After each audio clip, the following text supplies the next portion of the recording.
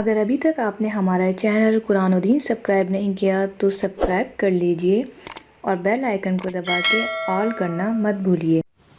بسم اللہ الرحمن الرحیم۔ السلام علیکم۔ قرآن و دین چینل میں ایک نئی ویڈیو کے ساتھ آپ سب کی خدمت میں ہے انا میسج، اور آج کی ویڈیو میں ہم آپ کے ساتھ شیئر کرنے والے ہیں ایک اہم سوال کا جواب، یعنی کہ خواتین اکثر پوچھتی ہیں کہ غسل کرنے کا صحیح طریقہ کیا ہے۔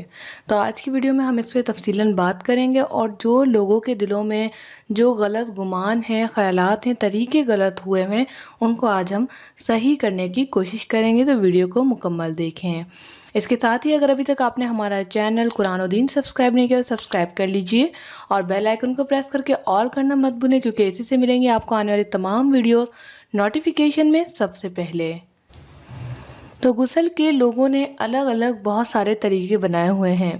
کچھ لوگ کہتے ہیں کہ غسل اس طرح سے ہوتا ہے کہ آپ نے 7 ڈبے پانی کے ایک بازو پہ ڈالنے ہیں، 7 ڈبے ایک بازو پہ اور ایک ڈبہ سر پہ، اور اس کے بعد کلمہ پڑھ لینا ہے۔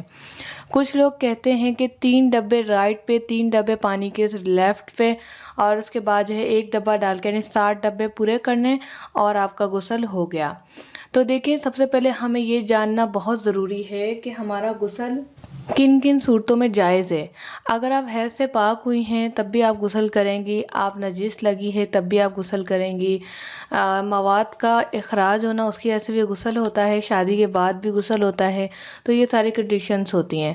اب غسل کیا کیسے جائے؟ تو حدیث سے جو ہمیں طریقہ ثابت ہوا ہے وہ یہ ہے کہ جسم پر اتنا پانی بہانا کہ کوئی حصہ سوکھا نہ رہے، اس کو غسل کہتے ہیں۔ غسل کے لیے سب سے پہلے شرط ہے نیت ہونا، کہ میں غسل کی نیت سے جا رہی ہوں، یہ نیت نہ ہو کہ میں نے صرف نہانا ہے۔ غسل کا تصور کرنا بہت ضروری ہے، تبھی آپ کا غسل ہوگا۔ جب آپ نے غسل کا تصور کر لیا تو پھر آپ جب نہانے جائیں تو اگر ایسا پاسبل ہے کہ آپ کو نہانا بھی تھا، صابن بھی یوز کرنا تھا، فیس واش بھی لگانا تھا اور شیمپو بھی کرنا تھا، تو آپ وہ سب کر لیں، اور نیت تو آپ کی غسل کی تھی۔ لاسٹ میں جب آپ پانی ڈال تصور کر لیں کہ میرے پورا جسم کا ایک ایک بال گیلا ہو چکا ہے اور میرا غسل ہو گیا ہے۔ یہ ہے انتہائی آسان طریقہ غسل کا، اور اس کو سمجھنا بھی بہت ہی آسان ہے، یعنی جسم کے ہر حصے پر پانی بہانا۔ ویسے الگ الگ پانی کی کنڈیشنز تھیں، پہلے زمانے میں ایسا ہوتا تھا پانی نہیں ہوتا تھا، تو پھر بتایا گیا تھا اتنے پانی سے غسل ہو جانا چاہیے، لیکن الحمدللہ آج کل تو شاور آئے ہوئے ہیں اور اس کے علاوہ پانی الحمدللہ بہت ہے، تو لوگ آرام سے نہا لیتے ہیں۔ تو یہ جو ساری کنڈیشنز جو لوگ سنتے ہیں پورا نہا لیتے ہیں، اس کے بعد 5 ڈبے ادھر 7 ڈبے ادھر لیفٹ اور رائٹ پہ ڈالتے رہتے ہیں۔ مجھے اس بات کی سمجھ نہیں آتی، جب آپ آلریڈی پورے نہا چکے ہیں تو یہ ڈبے ڈالنے کا کانسیپٹ کیا ہے؟